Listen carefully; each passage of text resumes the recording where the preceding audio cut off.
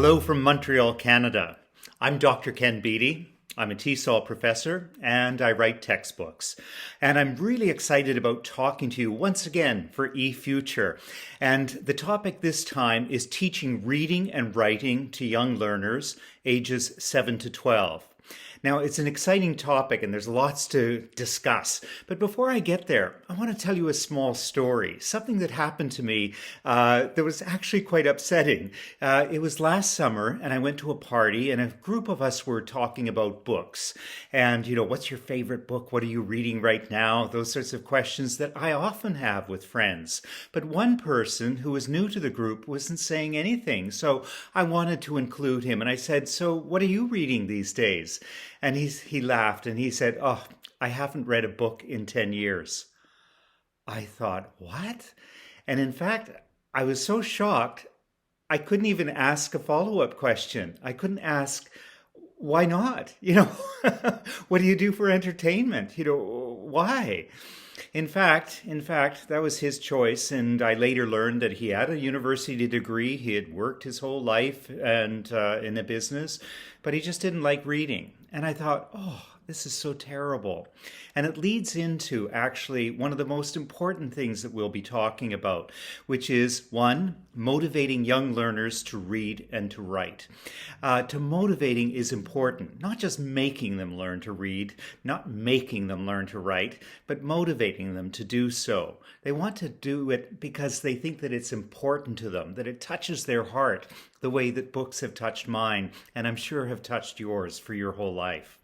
The second thing that I'm going to be discussing is encouraging young learners to link their reading and writing skills. Well, what does this mean? Well, we often teach reading in one class and then we teach writing in another class, but it's really important to find opportunities to tie these two ideas together. And this goes beyond the classroom as well. We always try to find things that students are interested in reading and, get them, take out a book from the library or, borrow a book from your older brother or sister, find something interesting to read, borrow a book from your friend. All of these things lead into them reading more. But we also want them to write about it, because when we write, we store ideas in two parts of our brain instead of just one. So we want to link that reading and writing. The third thing that I'm going to be talking about is using reading and writing to help learners reason and imagine. Two things, reason and imagine. What do we mean by those? Well, to reason is to think critically about, what they are reading, to ask questions. Is this true? What does this mean? Is this important to me? Why? Can this help me in some way now or in the future? Those are those critical thinking questions that actually make students question their texts. And that's a wonderful thing. It's a good skill to have, not just for young kids, but throughout our lives.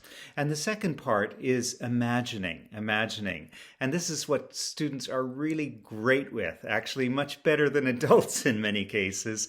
They can imagine things when they read. They can see themselves as a character in a novel and think, what would I do next? And try to make those little leaps. But they can also write and write their own stories, maybe taking a character from a short story or a novel and building on that in some way. When we do that, again, it's teaching another important skill, and that's creative thinking.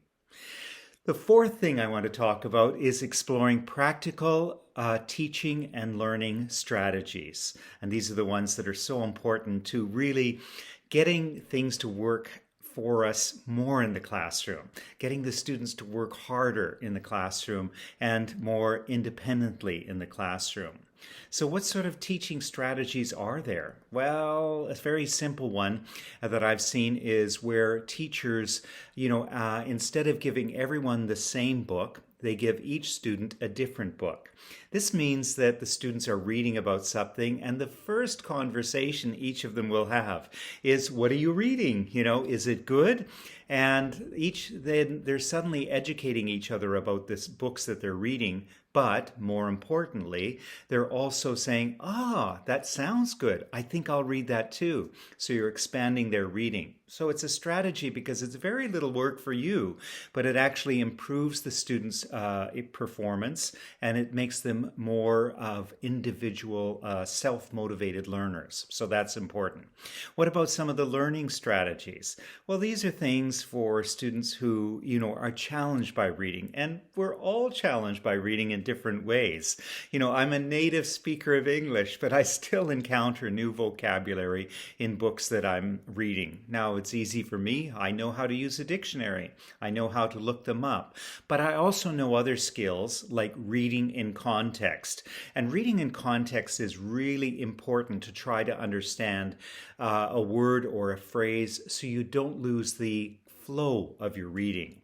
So these are some different skills that we can, one of many that I'm going to be talking about in our session coming up in August. So I hope you'll join me, and I hope you'll come with some questions and ideas of your own that we can share, and we'll see you then.